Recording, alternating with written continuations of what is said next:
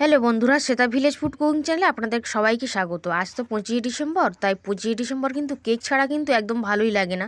তো সেই জন্য আজকে আমি একটা কেকের রেসিপি নিয়ে চলে এসেছি। আজকে আমি খুবই সহজ পদ্ধতিতে কেকটা বানিয়ে কিন্তু আপনাদের দেখাবো।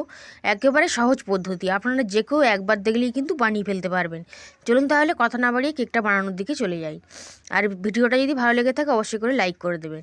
তো কেকটা আজকে আমি 2টো ডিম দিয়ে বানাবো। আপনারা 3টে ডিম দিয়েও বানিয়ে নিতে পারেন বা একটা ডিম দিয়েও বানাতে পারেন, কোনো অসুবিধা নেই। আমি প্রথমে 2টো ডিম ফাটিয়ে নিচ্ছি।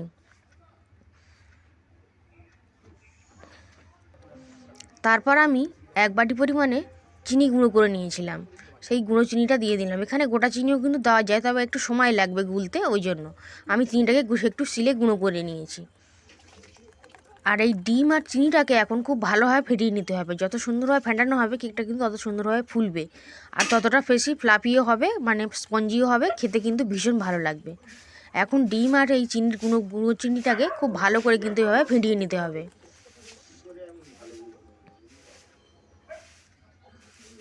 এখন আমি দিয়ে দিচ্ছি 2 চামচ পরিমাণে সাদা তেল। সাদা তেলের পরিবর্তে আপনারা কিন্তু ঘি বা বাটারও দিয়ে দিতে পারেন, তাতে কিন্তু কেকের টেস্টটা দারুণ আসবে।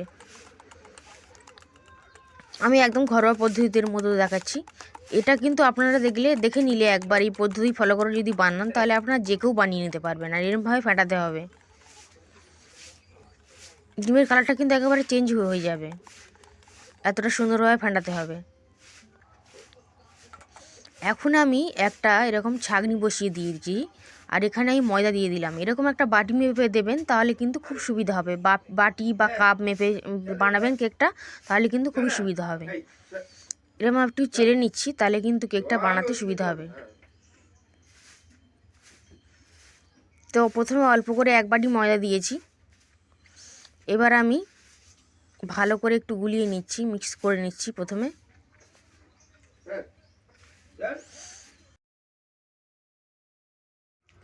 1 বাটি ময়দা দিয়ে খুব ভালো করে কিন্তু এভাবে মিক্স করে নেব। কেক বানানো বন্ধুরা ভীষণ সহজ, আপনারা একবার দেখলেই বানিয়ে নিতে পারবেন। আর যদি ভিডিওটা ভালো লেগে থাকে অতি অবশ্যই একটা করে লাইক করবেন, আর কমেন্ট করে জানাবেন যে আপনাদের কেমন লেগেছে। আর যদি চ্যানেলে নতুন এসে থাকেন, চ্যানেলটিকে কিন্তু সাবস্ক্রাইব করে রাখবেন, যাতে আমি যখনই কোনো ভিডিও করব আপনাদের কাছে কিন্তু পৌঁছে যাবে। এখানে আমি দিয়ে দিচ্ছি আরেকটু পরিমাণে ময়দা। আমার এখানে মনে হয়েছিল যে আরেকটু পরিমাণে ময়দা কিন্তু লাগবে, তাই আমি আরেকটু ময়দা দিয়ে দিয়েছি। আর এখন দিয়ে দেবো 1 চামচ পরিমাণে বেকিং পাউডার, যেটা ছাড়া কেকটা হবেই না। 1 চামচ দিয়ে দিলাম বেকিং পাউডার, আর হাফ চামচ পরিমাণে দিয়ে দেবো খাবার সোডা। একটু এভাবে কিন্তু চেলে নিতে হবে। যদি এভাবে চেলে নেওয়া যায় কেকটা কিন্তু খুব সুন্দর হবে। এখন খুব ভালো করে মিক্স করে নিয়েছিলাম, একটুখানি মিক্স করে নিয়েছি। আর দিয়ে দিচ্ছি 1 বাটি পরিমাণে ঘন দুধ। এই দুধটা কিন্তু আমি ফুটিয়ে খুব জাল দিয়ে একটু ঘন করে নিয়েছি, সেই দুধটা কিন্তু দিয়ে নিলাম। এমনি জল দিয়েও বানানো যাবে, তবে দুধ দিয়ে বানালে কেকের টেস্টটা কিন্তু দারুণ হবে। আর এই দুধটা চাইলে আপনারা কনডেন্স মিল্কও দিতে পারেন, এখানে আরও ঘন করে নিতে পারেন দুধটাকে। খুব ভালো করে কিন্তু এভাবে মিক্স করে নিয়েছি, মানে ফেটিয়ে নিয়েছি। একটু সময় নিয়ে, মানে আধ ঘন্টা সময় নিয়ে কিন্তু ফেটাতে হবে কেকটা। যত ভালোভাবে ফেটানো হবে ততই কিন্তু কেকটা ফুলবে। আর ঘনত্বটা দেখুন এরকমই কিন্তু হবে, এর থেকে পাতলা ঘনত্ব কিন্তু হবে না।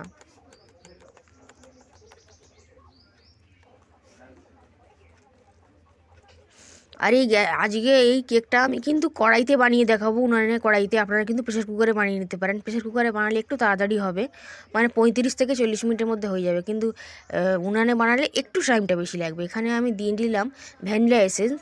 আপনারা কিন্তু এই এসেন্সটা ছাড়াও বানাতে পারেন, যেহেতু ডিমের গন্ধটা রয়ে যাবে, তো সেই জন্য আমি এখানে ভ্যানিলা এসেন্সটা দিয়ে নিলাম। কেকের মতো একটা সুন্দর ফ্লেভার আসবে।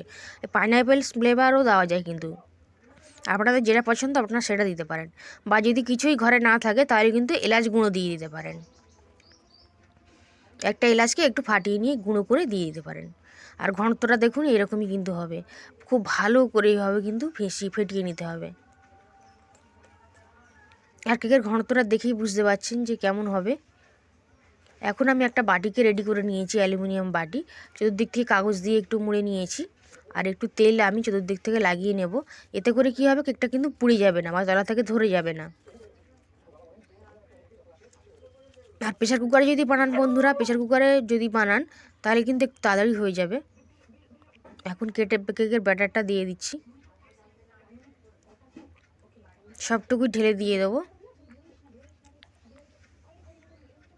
আপনারা এর থেকে বেশি করেও বানাতে পারেন, যদি 3টে ডিমে বানান তাহলে এর থেকে বেশি করে কেক বানানো হবে।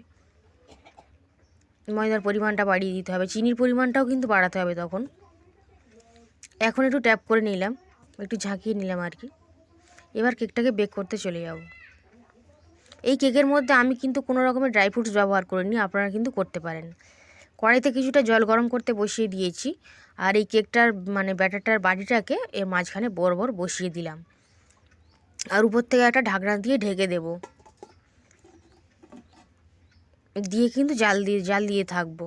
কিন্তু খুব হাই হিটে জাল দিলে কিন্তু হবে না।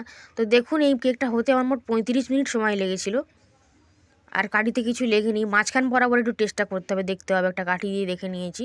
কেকটা কিন্তু এখন একেবারেই রেডি। তো ঢাকা দিয়ে রেখে দিয়েছিলাম কিছুক্ষণ, 1 ঘন্টা মতন রেখে দিয়েছিলাম। তারপর কিন্তু কাগজগুলো তুলে ফেলে দিয়েছি, আর একটু মানে ছুরি দিয়ে সাইড থেকে একটু ঘাট দিলেই কিন্তু উঠে আসবে। দেখুন কত সহজে উঠে আসলো। এখন পিছনের কাগজটাকেও তুলে নিচ্ছি। দেখুন একটু পুড়েও যায়নি, আর কোনোভাবে নষ্টও হয়ে যায়নি, মানে ধরেও যায়নি। ওই জন্য একটু কাগজটা দিয়ে নিতে হয়। এখন একটা প্লেটের মধ্যে নিয়ে নিয়েছি, আর কেটে আপনাদেরকে দেখিয়ে দেবো যে কতটা সুন্দরভাবে রেডি হয়েছে কেকটা। আপনারা যদি এই পদ্ধতি ফলো করে বানান, তারপর আপনারা কিন্তু যে কেউ বানিয়ে নিতে পারবেন। আর যদি ভালো লেগে থাকে অতি অবশ্যই ভিডিওটিকে লাইক করবেন, কমেন্ট করে জানাবেন আপনাদের মতামত, যে আপনারাও কেমনভাবে বানান বা আপনাদের কেমন লেগেছে। খেতে ভীষণ ভালো হয়। আশা করি রেসিপিটা আপনাদের সবার কিন্তু খুবই পছন্দ হবে। আজ তাহলে